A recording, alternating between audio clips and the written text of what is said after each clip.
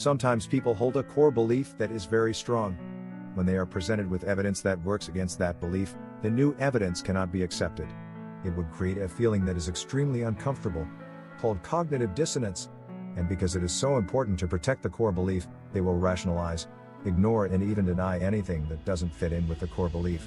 Frantz Fanon, black skin, white masks. Humans' brains have the capability to take facts and interpret them as realities and occurring scenarios in the world, which is a characteristic unique only to human species and distinct from any other living organism. Ideas, thoughts, facts, or any other piece of knowledge is called cognition. All humans have the ability to retain cognitions on a constant basis since we have the ability to retain and store information in our brains, which is known as memory. Once cognitions are truly accepted and known, they become beliefs in us that are guided by supporting evidence of their truth. Some examples of cognitions are that cakes are tasty and delicious. This cognition is true because we all know and have experienced the tastiness of cake's flavors. Other cognition examples are that money is valuable, since we all know that it takes hard work to earn it. And one last example presenting that food is vital for our survival, seeing that if we do not eat we would starve and die during a specific time period. These cognitions are widely accepted by humans as facts because they are supported by real-world scenarios and their value in society. These types of cognitions are consonant cognitions, because they represent true facts and are constant in belief throughout pretty much all of our lives. However, problems arise when any type of cognition conflicts with its truth, which is a scenario that happens quite frequently to every human being. One example of a conflicting cognition would be to know the true fact that marrying someone else is beneficial, but the conflict arises in the possible belief that the marriage might fail due to a diverse number of reasons. These two pieces of conflicting ideas holding the standard belief that marriage is beneficial and never fails are what is called cognitive dissonance, the process of holding two conflicting ideas based on one true fact while the other idea presents a conflict, arguing that the true fact might not be entirely true and can be possibly better or worse depending on the type of belief and dissonance. Humans may experience many cognitive dissonances on a wide number of subjects every day of our existence. They can range from simple dissonances about eating breakfast or not to eat breakfast because it is fattening, or to complex dissonances that impact your life, such as taking a new job or raising a family and focusing on the pros and cons of each. Even though our brains process thousands or probably millions of thoughts and ideas that have dissonances in a short period of time, most people out there do not take the time to really grasp and think about those thoughts and their dissonances, which is an important step in guiding ourselves to prevent the negative impact that dissonances can have on us, and thereby trying to completely eliminate them. Most people try to avoid whenever a dissonance comes in their heads and thereby stay focused on the main belief. Learning to accept dissonances and risking to try them out can be a challenging but doable process. Ultimately, everything depends on the quality of the individual. Carl Jung. Let's consider one of the most common cognitive dissonances that a large portion of adolescents and high school students face every year, which is the cognition of going to college to study a subject and thereby increasing the chances to have a stable and productive career throughout life, versus the dissonance that whether or not going to college might be worth it in the end, taking into consideration the costs, efforts, and sacrifices that each student has to give and commit. The key of this issue lies on the fact of a dissonance based on a life-changing decision and its future impact. Surely going to college to obtain a degree will open doors for future career opportunities, but not going to college may leave you with unstable and low-paying jobs in the long run.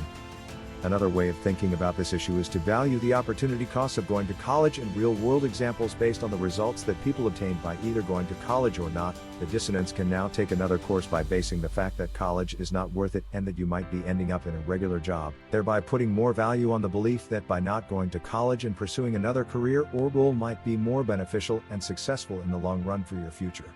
The belief can be supported by real-world examples of wealthy and highly successful people that accomplished great results by not enrolling in college and doing other things. At this stage, the adolescent can feel an intense frustration in not knowing what to do, and from this point the negative impact on humans from cognitive dissonance begins its course. Possible negative impacts from taking these types of decisions based on hopeful or true beliefs can be depression, lack of confidence, untrustworthiness, ambivalence, and other actions that somehow are harmful to the individual depending on the severity of the dissonance. The impact can also be seen on the cost of medical research to find potential treatments to alleviate the frustration that some people might feel during cognitive dissonance. Other serious impacts include the lack of productivity, critical thinking, and risk-taking in the individual's life.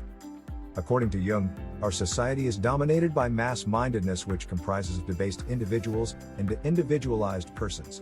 As debased individuals experience validation only when mass-mindedness is adhered to, they are unable to find their own voice or real justification for their existence. Under this condition, weakness and helplessness clutches the individual, producing a mental dissociation with two opposing mindsets, i.e., a cognitive dissonance. Jung further adds that mentally dissociated persons are prone to neurotic disturbance, and mass-mindedness is ripe for conquest by a dictatorial, totalitarian, or oppressive regime.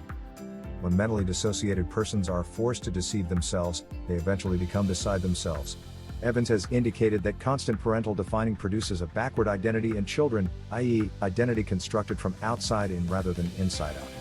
Individuals with this type of identity are unable to tolerate differences and experience high levels of anxiety when faced with diversities. Such traits are common among controlling personalities, bullies, or obedient characters that have a tendency to police others. Havel, who was the first president of Czech Republic, has stated, "The worst thing is that we live in a contaminated moral environment. We fell morally ill because we became used to saying something different from what we thought. We learned not to believe in anything, to ignore one another, to care only about ourselves. Concepts such as love, friendship, compassion, humility, or forgiveness lost their depth and dimension, and for many of us they represented only psychological peculiarities, where they resembled gone astray greetings from ancient times, a little ridiculous in the era of computers and spaceships." Ultimately, any society has the right to protect itself from dangerous, pathological, or rebellious subjectivism. However, Snow raises an interesting point related to obedience.